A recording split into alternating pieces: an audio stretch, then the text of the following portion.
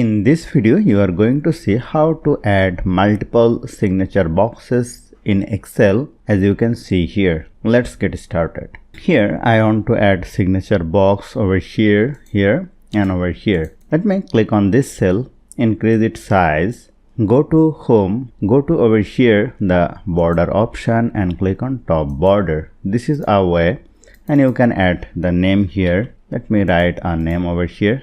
This is our way to add the signature line. Press Ctrl C to copy and paste it over here. So I have added two signature boxes, but here is a problem. If I add another signature box, the size of the column is very big, so I need to add a long line, but I want a short line. So what should I do actually? Let me write a name here. If I add the border from here and if I add top border, it will be very big, but I want short. So click on over here, go to over here and click on no border.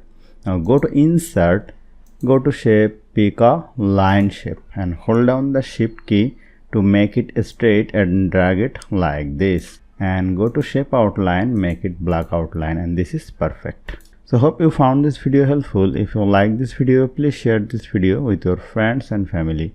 And don't forget to subscribe. Thank you.